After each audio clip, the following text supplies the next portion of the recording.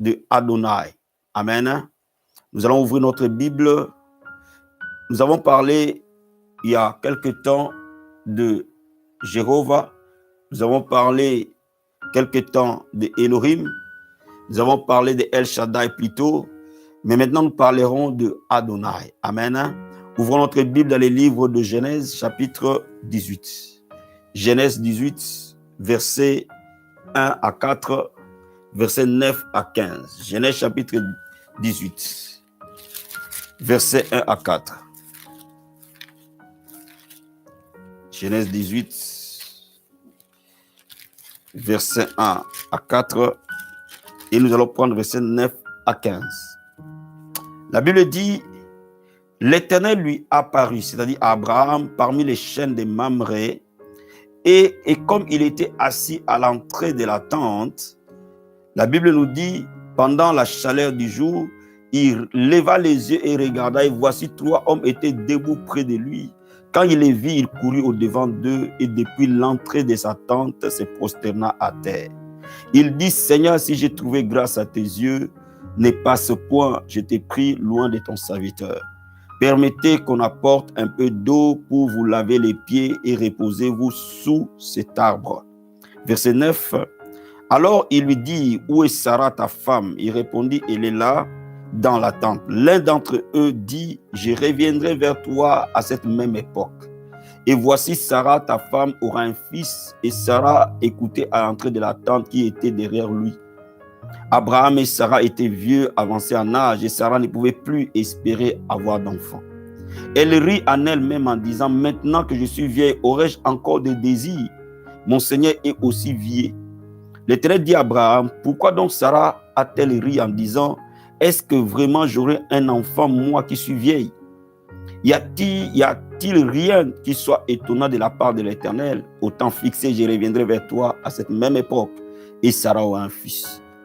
Sarah mentit en disant: je n'ai pas ri, car elle eut peur, mais il dit au contraire: tu as ri. Amen. Bien-aimés, dans ces passages, quand vous lisez l'histoire d'Abraham, vous voyez les différents niveaux de révélation de Dieu dans la vie d'Abraham. Au chapitre 12 de Genèse, Dieu se révèle à Abraham comme Jéhovah. Dans les textes de base, quand on parle de l'Éternel au chapitre 12 de Genèse, vous voyez Jéhovah, le Dieu d'alliance. Il dit à Abraham: sors de ta patrie, va là où je te montrerai, et je ferai de toi une source de bénédiction, et je te bénirai, et par toi, toutes les nations de la terre seront bénies. Donc, à 75 ans, Dieu se révèle à Abraham et tisse une alliance avec Abraham, et il se révèle comme Jéhovah, le Dieu d'alliance, le Dieu de la promesse. Et nous voyons à 99 ans, au chapitre 17 du livre de Genèse, Dieu se révèle encore à Abraham, mais cette fois-ci non pas comme Jéhovah, il se révèle comme El Shaddai, l'Éternel El Shaddai, le Dieu tout-puissant. Et là où il change le nom d'Abraham et fait de lui Abraham, parce que dans le chapitre 12, il était toujours Abraham. Mais Dieu change son nom, il change le nom d'Abraham, il le fait Abraham, père de multitudes. Il change le nom de Saraï et fait de lui Sarah, mère de multitudes, et établit l'alliance de la circoncision. Donc il fallait de 75 ans à 99 ans pour que Abraham passe de la révélation de Dieu d'alliance à la révélation de Dieu tout-puissant. Mais il y a un événement qui arrive avant à ce que l'accomplissement de la promesse arrive. Un jour, Abraham assis, après que Dieu s'est révélé à lui comme El Shaddai, assis devant sa maison, il fait chaud et il voit 3 hommes apparaître. Et ça, Abraham réalise que les 3 hommes qui sont devant lui ne sont pas des hommes ordinaires. Donc Dieu lui-même vient visiter Abraham chez lui, accompagné de 2 anges. L'Éternel lui-même apparaît chez Abraham, accompagné de 2 anges. Donc Abraham reçoit la visitation. Bien-aimé, laisse-moi te dire, quand Dieu visite, il ne visite pas comme Jéhovah. Quand Dieu visite, il ne visite pas comme El Shaddai. Quand Dieu visite, il visite comme Adonai. Et nous allons le voir. Donc Abraham réalise que l'Éternel qui apparaît, il a la révélation de Adonai. C'est-à-dire que Dieu se révèle à Abraham cette fois-ci comme Adonai devant sa porte. Dieu lui-même vient vers Adonai, vient vers Abraham. Il se révèle à Abraham comme Adonai. Cela veut dire comme Seigneur, comme Maître. Adonai veut dire mon Seigneur. Adonai veut dire mon Maître. Il se révèle à Abraham comme Adonai. Cette fois-ci, Dieu visite Abraham. Donc laisse-moi te dire, il y a un temps où tu reçois la promesse. Il y a un temps où tu vois quelques changements dans ta vie parce que la puissance de Dieu te localise. Mais il y a un autre moment où Dieu lui-même descend pour visiter. La Bible dit certainement l'Éternel vous visitera. Donc quand Dieu visite, il visite comme Adonai. Et quand il visite, il y a des changements remarquables qui s'opèrent dans nos vies et autour de nous. Quand Dieu visite, il y a nécessairement des miracles et des délivrances. Donc laisse-moi te dire quelque chose. Quand on parle d'Adonai, on parle du Seigneur. On parle du Maître. Cela veut dire qu'à ce moment-là, Abraham a fait de Dieu, a fait de l'Éternel le Maître de sa vie, le Seigneur de son existence.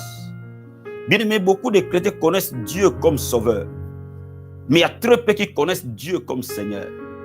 Et lorsque nous connaissons Dieu comme Seigneur, à ce moment-là, les choses de Dieu atteignent une autre dimension. Donc Adonai, Dieu se révèle à Abraham comme son Seigneur, comme son Maître. Cela implique quoi? Cela implique deux choses. Que un, quand on reconnaît Dieu comme son Seigneur, comme son Adonai, premièrement, cela montre que nous appartenons à Dieu. Parce que seuls les esclaves reconnaissaient quelqu'un comme leur Seigneur.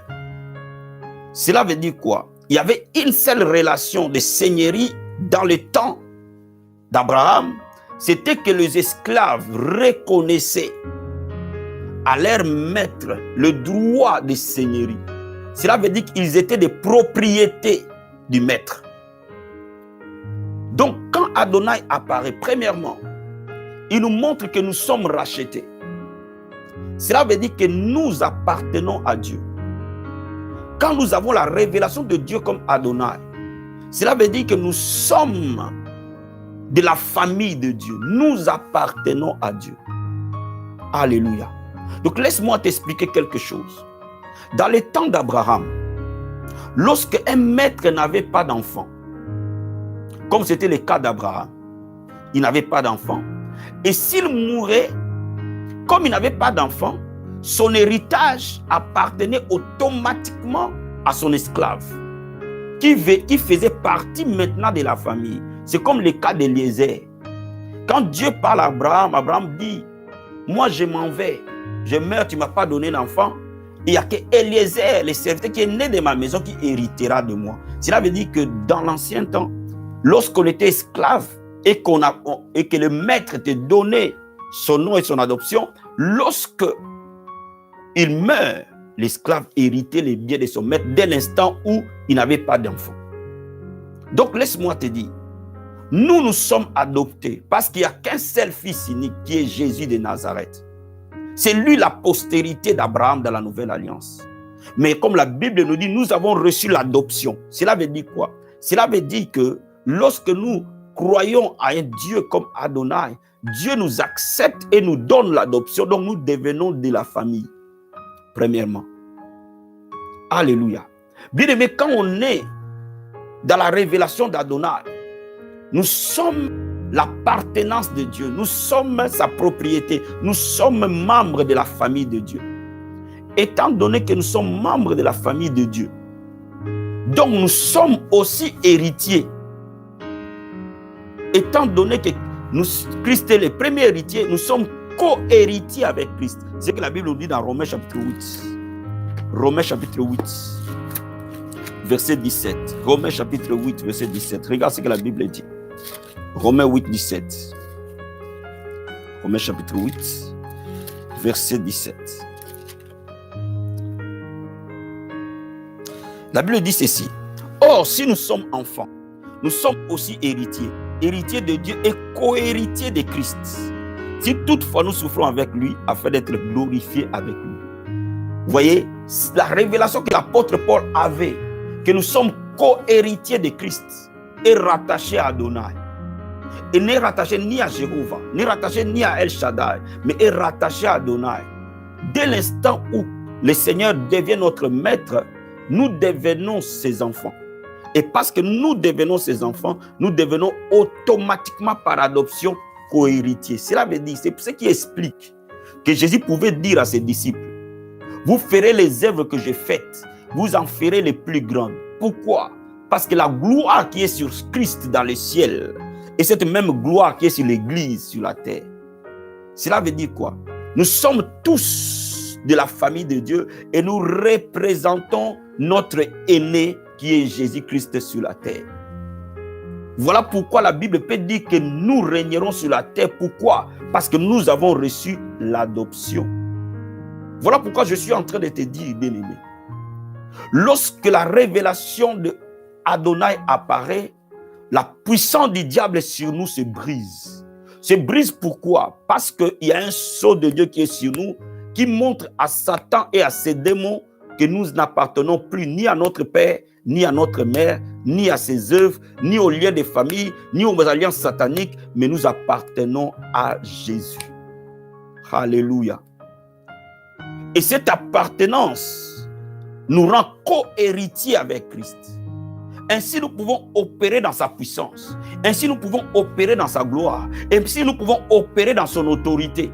Et c'est pour cela que Jésus a dit, je vous ai donné l'autorité de marcher sur les serpents, sur les scorpions, sur toute la puissance de l'ennemi. Pourquoi? Parce que ce que lui, il a reçu du Père, nous l'avons aussi réussi. Alléluia. Bien, mais ayez la révélation du co-héritier du Christ. Regarde, la Bible dit que Jésus-Christ a reçu le nom qui est au-dessus de tout nom. C'est à ce nom que tout genou fléchit, toute langue confesse que Jésus est Seigneur au ciel, sur la terre et sous la terre. Ça, c'est l'héritage de Christ. Et alors, quand nous devenons co-héritiers, donc nous héritons de son nom qui est le nom qui est au-dessus de tout nom. Ainsi, nous pouvons opérer à son nom sur la terre. Voilà pourquoi les hommes de la Bible étaient puissants. Voilà pourquoi il y a des moments en face des démons, on n'a pas besoin de se casser la voix ou d'être longtemps. Lorsque nous opérons comme co-héritiers, c'est que Pierre et Jean ont dit, nous n'avons ni or ni argent, c'est que nous avons, nous te les donnons, lève-toi et marche. Ils n'ont pas prié, ils ont exercé leur position en tant que co-héritier de Christ. Le temps est arrivé d'exercer ta position. Tu es de loin supérieur aux sorciers de ta famille. Tu es de loin supérieur au plus grand magicien de ton clan. Tu es de loin supérieur au plus grand homme fort qui a régné dans ta famille. Tu es supérieur à Satan parce que tu es assis avec Christ. Tu es co-héritier avec Christ, assis avec lui dans le lieu céleste. Voilà pourquoi Satan ne peut pas t'opprimer. Donne-moi amen. Laisse-moi t'expliquer quelque chose, frère. La Bible dit, mon peuple périt faute de connaissance. Le monde de l'esprit est très organisé et très respectueux des règles. Donc, dès l'instant où tu prends conscience que tu es co-héritier avec Christ et ta position, cela implique que tu es autorité devant Satan. Dès l'instant où tu en prends conscience, Satan se soumet à toi. Parce qu'il sait que toi, tu sais quelle est ton identité, quelle est ta position. Mais tu ne peux arriver à là que lorsque tu as la révélation de l'Éternel comme elle, comme Adonai. Alléluia. Ceux qui ont la révélation d'Adonai sont héritiers. Ceux qui ont la révélation d'Adonai sont puissants et ont l'autorité et ont la délivrance sur Satan et ses œuvres. Première vérité. Deuxième vérité. La révélation d'Adonai implique une totale soumission à Dieu. Pourquoi? Parce qu'un esclave n'avait pas de volonté. Un esclave exprimait et exécutait la volonté de son maître. Donc cela revient à dire que quand nous avons la révélation d'Adonai, la responsabilité de Dieu est de te donner son identité. La responsabilité de Dieu est de t'adopter dans sa famille. Ta responsabilité, alléluia, est de lui être totalement soumis. Donc, c'est une alliance. Lorsque moi, je deviens soumis totalement à mon maître, lui, il me donne sa position. Alléluia. Il me donne son identité. Il me donne son identité à moi. Alléluia. Regarde ce que la Bible nous dit dans Jean chapitre 14, verset 23. Jean 14, verset 23. Regarde ce que la Bible dit. Jean chapitre 14, verset 23. La Bible dit ceci. Jésus lui répondit, si quelqu'un m'aime, il gardera ma parole. Mon Père l'aimera et nous viendrons à lui et nous ferons notre demeure chez lui. Cela veut dire quoi? Jésus-Christ montre ici, dans le Nouveau Testament, cette même révélation d'Adonai. Cela veut dire que celui qui aime Jésus doit obéir à sa parole, doit être soumis à ses commandements. Et donc, lorsque nous sommes soumis totalement à Christ, qu'est-ce que lui vient? Il vient habiter en nous. Cela veut dire quoi? Il n'y a plus de séparation entre nous et lui. Dieu n'est plus le Dieu qui est au ciel, mais Dieu devient le Dieu qui est dans ton cœur. Cela veut dire quoi? Là où tu dors, Jésus dort. Là où tu te réveilles, Jésus se réveille. Lorsque tu rentres dans une voiture, Jésus est rentré dans cette voiture-là. Lorsque tu rentres dans une église, Jésus est rentré dans cette église-là. Lorsque tu rentres dans un supermarché, Jésus est rentré dans ce supermarché. Voyez, lorsque nous commençons à être totalement soumis à lui, nous pouvons porter dans nos corps mortels sa gloire. Nous pouvons porter dans nos corps mortels sa présence. Ainsi, comme la Bible dit, Christ en nous, l'espérance de la gloire. Voilà pourquoi ceux qui ne connaissent pas Dieu comme Adonai ne peuvent pas opérer dans la puissance, ne peuvent pas opérer dans la gloire, ne peuvent pas être des faiseurs de miracles, ne peuvent pas être des instruments et des sources de bénédiction. Est-ce que vous me comprenez? Est-ce que vous me comprenez? Il y a des gens qui cherchent Dieu. Mais Dieu, il y en a d'autres où Dieu habite en eux. Il y a des moments où vous allez chercher Dieu. Mais il y a un autre moment où vous êtes inséparables de Dieu. Lorsque vous allez dans la dimension d'Adonai, vous devenez inséparables de Dieu. Et vous les portez dans vos corps mortels. Cela veut dire qu'à ces moments ici, Dieu est en train de parler par moi, est en train d'agir par mes mains, est en train de regarder par mes yeux. À ces moments-là, nous devenons humains, nous devenons divins, de la nature divine. Et c'est pour cela que la Bible dit que nous sommes participants de la nature divine. Mais cela implique nécessairement une vie totalement soumise. Un esclave n'avait pas de volonté. Un esclave n'avait pas de désir. Un esclave exécutait exactement la volonté de son maître. Il était là pour faire ce que le maître veut. Ainsi, lorsque nous soumettons notre volonté à la domination de la volonté parfaite de Dieu, nous commençons à être réellement des instruments de gloire. Le grand problème dans l'Église aujourd'hui est que beaucoup de gens connaissent Dieu simplement comme un Dieu d'alliance. Beaucoup parmi nous connaissent Dieu comme Jéhovah, le sauveur de leur vie, le Dieu de leur croix, la croix de Golgotha. Mais ils n'ont pas leur propre croix à eux. Ils n'ont pas crucifié leur propre vie, afin que le Seigneur qui est le sauveur de leur vie devienne le Seigneur, le maître absolu de leurs pensées, de leurs choix, de leurs décisions, de leur orientation, de là où ils doivent aller, ils ne doivent pas aller, de ce qu'ils doivent dire et de ce qu'ils ne doivent pas dire, qu'ils deviennent le maître absolu de leur vie. Adonai est le maître de nos vies. Il est notre Seigneur personnel. Il gouverne chaque aspect de nos vies. Il gouverne chaque domaine de notre vie. Tous les domaines de nos vies, nous les lui soumettons et lui seul règne à maître. C'est lui qui choisit pour nous, c'est lui qui décide pour nous, c'est lui qui nous oriente et qui nous montre le chemin que nous devons suivre. Lorsque nous arrivons là, frère, la gloire de Dieu est inimaginable dans notre vie. Alléluia. Laisse-moi d'abord te montrer quelques conséquences que cela amène lorsque Adonai apparaît dans notre vie. Premièrement, lorsque nous avons la vraie révélation d'Adonai dans notre vie devient une vie de miracle. Bien-aimé dans le Seigneur, il a fallu que Abraham soit visité par Adonai pour que Sarah enfante. Cela veut dire que la visitation d'Adonai a été la dernière visitation pour pour l'enfantement d'Isaac. Donc laisse-moi te dire, tant que Adonai ne te visite pas, ton miracle sera lointain. Tu connaîtras la promesse, tu connais là où tu dois aller, mais tu n'arrives jamais à y arriver. Mais lorsque Adonai apparaît, le Seigneur de nos vies, le Maître absolu, nous accélérons la manifestation du miracle. Donc lorsque Adonai arrive, nous arrivons à la dernière phase de l'accomplissement. Cela veut dire que la phase de l'accélération, la phase de la manifestation. Adonai manifeste. Alléluia. Donc bien aimé dans le Seigneur, il y a une différence entre connaître et manifester. Tu peux connaître ce que la Bible dit sans le manifester.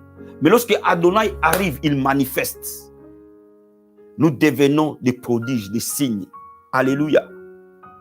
Alléluia. Donc laisse-moi te dire quelque chose. Tant que Adonai n'apparaît pas, tant que tu ne te soumets pas totalement à Dieu, tant que tu ne le fais pas maître absolu, tu reportes ton miracle pour demain, après-demain, après-demain, après-demain, après-demain. Parce que Adonai, c'est lui, c'est le Dieu de la manifestation. Voilà pourquoi vous pouvez voir parfois dans nos églises, il y a beaucoup de gens qui ont eu des prophéties, qui ont eu de révélations, même qui ont eu de promesses dans la Bible, tout comme par prophétie. Mais ces promesses restent dans la promesse. Pourquoi? Parce qu'eux-mêmes n'ont pas laissé Dieu être le maître de leur propre vie.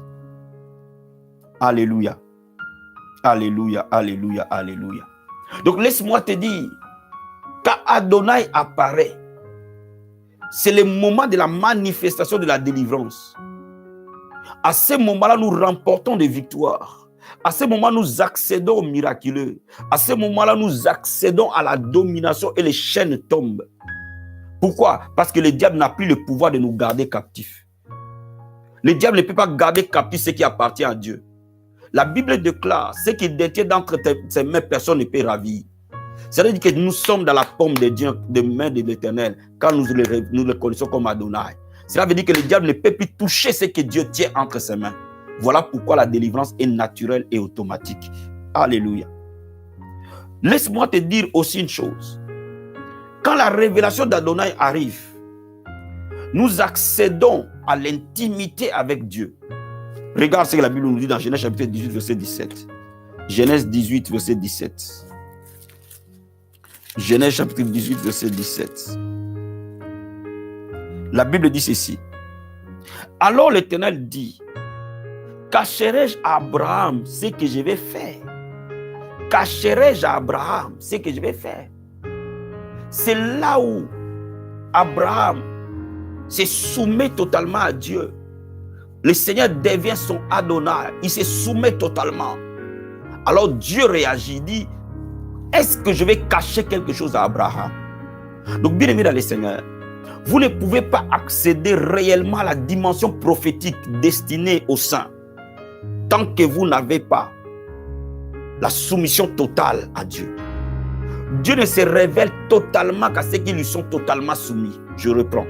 Dieu ne se révèle totalement qu'à des enfants qui lui sont totalement soumis. Donc c'est par votre soumission à Dieu, à sa volonté, que Dieu se révélera en vous. Il ne vous cachera rien, ni pour votre propre vie, ni pour la vie des gens qui sont autour de vous. Dieu va commencer à se révéler à vous comme il s'est révélé à Abraham. Donc Abraham ne savait pas que Dieu avait décidé de détruire Sodome et Gomorrhe. C'est Dieu lui-même qui révèle ça à Abraham, qui montre à Abraham que je suis venu voir par mes propres yeux ce qui se passe à Sodome et Gomorrhe. Bien-aimés dans le Seigneur, lorsque vous accédez, vous vous soumettez à Dieu, vous commencez à avoir les yeux spirituels ouverts, les oreilles spirituelles ouvertes, et Dieu se révèle. Vous accédez à la révélation divine. Vous allez voir les dons de prophétie opérer puissamment en vous. Vos yeux vont commencer à s'ouvrir par les paroles de connaissance, par les discernements des esprits, par les dons des paroles de sagesse. Tout ce qui est révélation vous sera donné.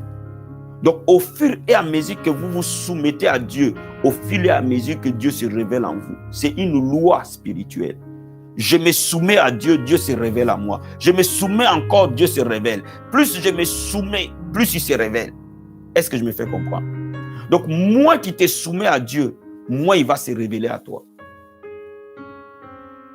Quand vous êtes totalement soumis à Dieu, Bien-aimé, il n'y aura pas de secret dans votre vie. Dieu ne vous cachera rien. Il vous révélera totalement sa volonté. De gloire en gloire, de profondeur de la soumission à la profondeur de la soumission, de cette dimension, vous accédez de la dimension de la révélation à la dimension de la révélation. Est-ce que je me fais comprendre? Première, deuxième chose. Troisième impact. Lorsque vous arrivez à cette dimension d'Adonai, c'est la dimension de l'appel. À ce moment-là, Dieu vous appelle. Il vous sépare des autres. Aïe, my God, j'aime la parole de Dieu. Regarde Genèse chapitre 18, verset 13. Genèse chapitre 18, verset 13.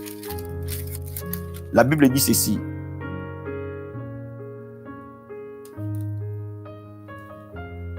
Verset 19 plutôt. La Bible dit ceci.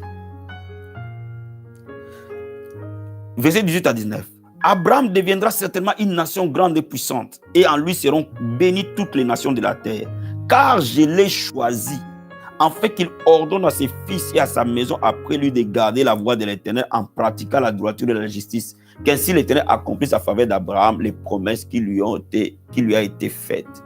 Car je l'ai choisi. Vous voyez, c'est dans la dimension d'Adonai que Dieu sépare Abraham comme serviteur. Il l'appelle dans cette dimension de service. Vous voyez, pendant tout ce temps, il établissait une relation avec lui. Mais ici, Abraham devient un instrument de Dieu. C'est pour cela que la Bible appelle Abraham prophète. Vous voyez? Donc Dieu a mis de côté Abraham. Dieu l'a choisi. La Bible dit, ce qu'il a appelé, il les a aussi justifiés. Ce qu'il les a justifiés, il les a aussi glorifiés. Cela veut dire que Dieu nous sépare pour se servir de nous et nous glorifier. Donc à ce moment ici, lorsque vous vous soumettez à Dieu, votre appel sera décrit. Dieu va vous révéler son plan et son appel dans votre vie. Quand vous vous soumettez à Dieu, Dieu va vous appeler à les servir. Alléluia. Lorsque nous nous soumettons totalement à Dieu, Dieu se sert de nous et nous sépare pour son service. Voyez?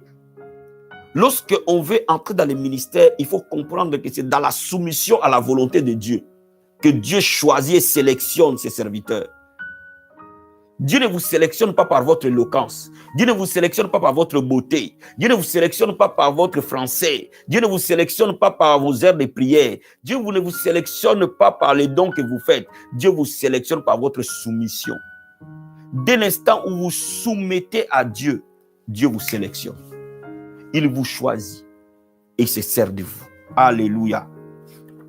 Donc ceux qui veulent que Dieu se serve d'eux doivent mener une vie de totalement dépendant à lui. C'est la révélation d'Adonai qui nous rend serviteurs. C'est la révélation d'Adonai qui nous appelle au ministère. C'est dans la révélation d'Adonai qui nous établit dans l'œuvre de Dieu. Il y a un quatrième élément. Quand nous arrivons dans la soumission parfaite de Dieu, Dieu fait de nous des véritables intercesseurs. Vous savez, nous avons toujours un peu une notion erronée de ce qu'on appelle un intercesseur. Généralement, dans nos églises, nous avons des groupes de serviteurs, des groupes de personnes qui prient et on les appelle les intercesseurs. Ce n'est pas totalement faux. Mais ce n'est pas que ça. Amen. Ce n'est pas que ça. Au fait, le sens premier de l'intercesseur, c'est le sens d'être un médiateur. Cela veut dire que quand tu es soumis à Dieu, Dieu va te donner le privilège de devenir médiateur entre lui et le monde, entre lui et l'homme. Intercesseur veut dire médiateur. Regarde, dans le chapitre 18, Abraham commence à intercéder pour l'autre. Il commence à négocier avec Dieu. Il devient un négociateur. Dieu lui donne ce privilège-là de négocier. Il dit à Dieu, est-ce que si tu trouves 50 personnes, est-ce que tu vas détruire Sodome et Gomorrhe? Dieu dit, si je trouve 50 justes, je ne détruirai pas Sodome et Gomorrhe. Il va descendre à 40. Il va descendre à 30. Leur négociation arrive jusqu'à 10 justes. Cela veut dire quoi? Cela veut dire que s'il y avait simplement 10 justes à Sodome et Gomorrhe, il n'allait pas y avoir destruction de Sodome et Gomorrhe. Cela veut dire que Dieu te donne ce privilège de négocier avec lui et parfois de changer son avis, de changer sa décision. C'est ça un intercesseur. C'est-à-dire que ces privilèges-là de se tenir devant sa face et de commencer à plaider pour la cause de quelqu'un, de commencer à plaider pour la cause d'une famille, de commencer à plaider pour la cause d'une église et parfois même arriver à changer sa position. Il te donne ces privilèges-là de devenir négociateur ou médiateur. C'est ça un intercesseur. Ce n'est pas un titre qu'on donne à l'église que vous êtes des intercesseurs. C'est vrai qu'ils jouent, ils prient, mais ce n'est pas ça. Un intercesseur, c'est un médiateur, un négociateur.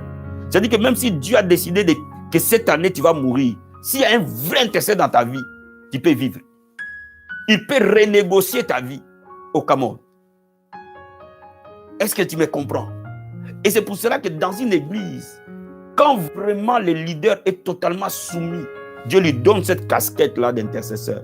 Cela veut dire qu'il peut aider le peuple à trouver grâce, miséricorde et compassion de Dieu.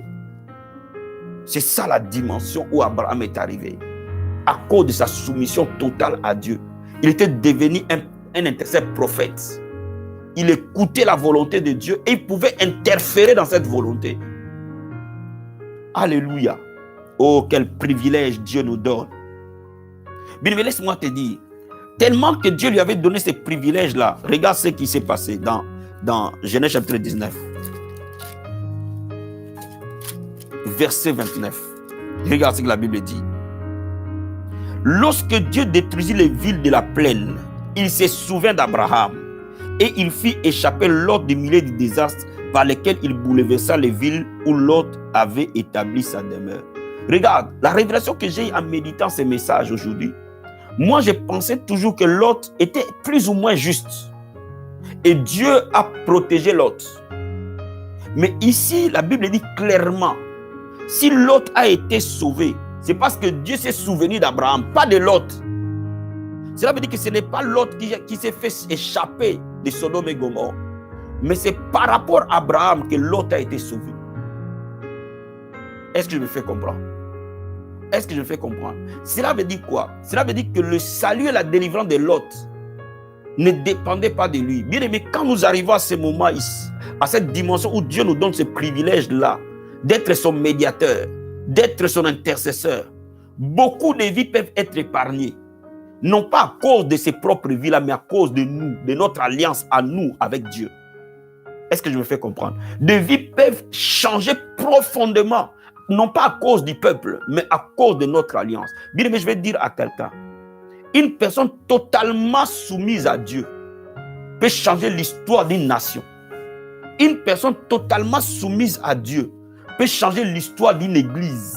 Une seule personne totalement soumise à Dieu peut changer l'histoire de tout un peuple.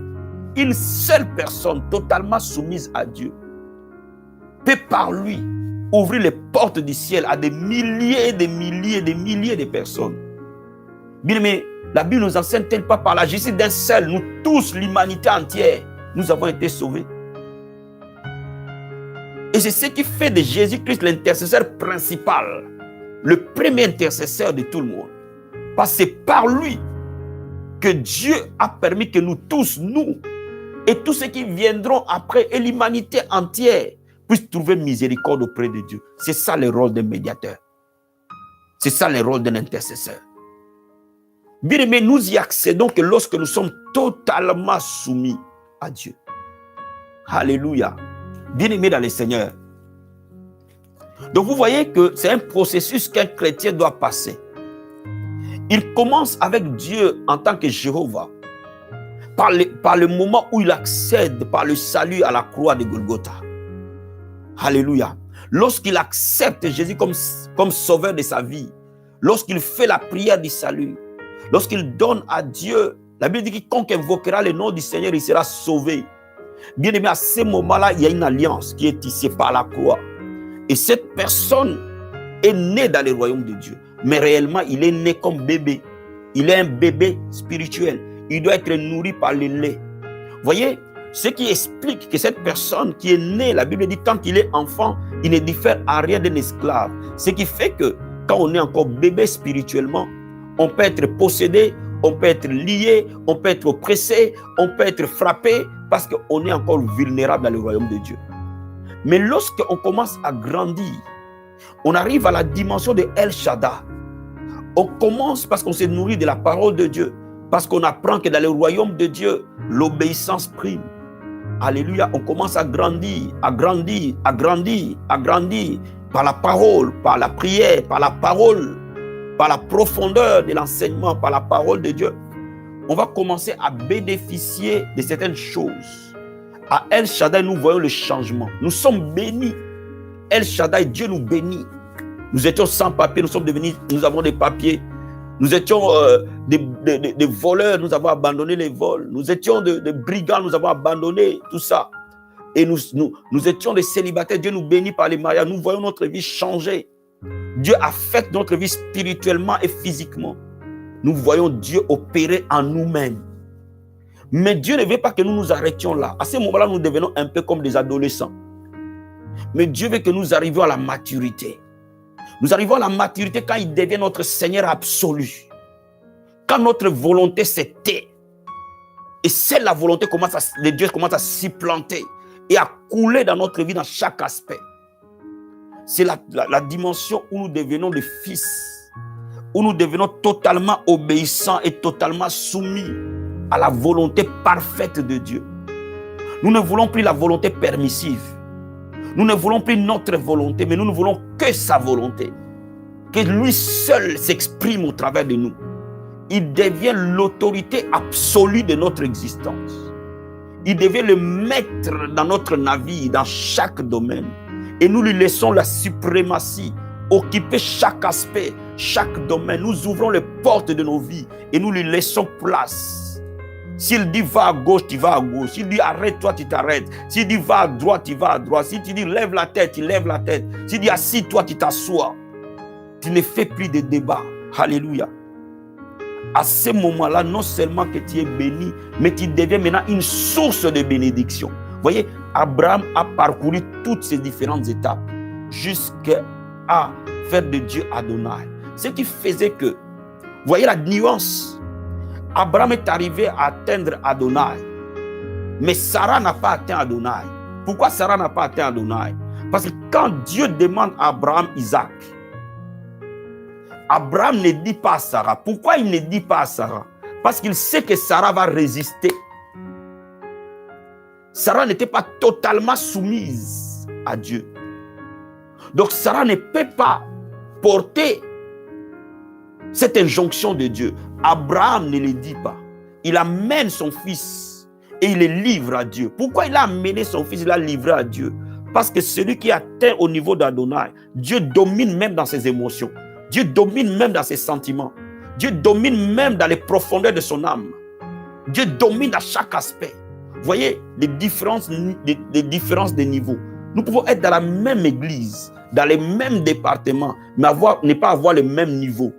Nous pouvons avoir le même titre, nous pouvons être tous des pasteurs, tous des évangélistes, tous les docteurs, tous les apôtres, mais le niveau de soumission de chacun détermine le grade réel dans le monde de l'esprit. Est-ce que je me fais comprendre? Donc Abraham était devenu totalement soumis à Dieu, qu'il était capable de livrer Isaac. Mais Sarah ne pouvait pas livrer Isaac. Pourquoi? Sarah était fille de Dieu, c'est vrai. Sarah connaissait Dieu, c'est vrai. Sarah aimait Dieu, c'est vrai. Mais Sarah n'était pas arrivée à la soumission totale, à la dépendance totale. Nous devons aspirer à cette dépendance. Et c'est ce que Paul a aspiré dans sa vie. Et c'est pour cela qu'il a dit à l'église, soyez mes imitateurs comme moi, je suis imitateur de Christ. Cela veut dire que Paul voulait tellement être comme Christ que Paul a été crucifié. La Bible, il dit, si je vis, ce n'est plus moi qui vis, mais Christ qui vit en moi. Cela veut dire que la volonté de Paul était effacée. Tout ce qui était de Paul était totalement supplanté par Christ. Bien-aimé, voilà pourquoi Dieu a fait de Paul un grand apôtre. Bien-aimé, lorsque tu vas dans cette dimension où tu te soumets totalement à Dieu, Dieu t'élève à des sphères que tu ne peux pas imaginer. C'est ce processus-là. Lorsque nous arrivons là, nous devenons une source de bénédiction, une source de grâce, une source de gloire. Que le Seigneur vous bénisse abondamment, abondamment, abondamment. Soyez bénis, bénis. Dans cette année d'accomplissement, Ma prière est que nous tous, nous faisions ce voyage pour devenir des fils, pour devenir des personnes où Jésus est le Seigneur absolu, absolu dans tous les domaines de notre vie. Il règne. Quand il règne, nous devenons une source de bénédiction. Que Dieu te bénisse. Si ce moment t'a béni,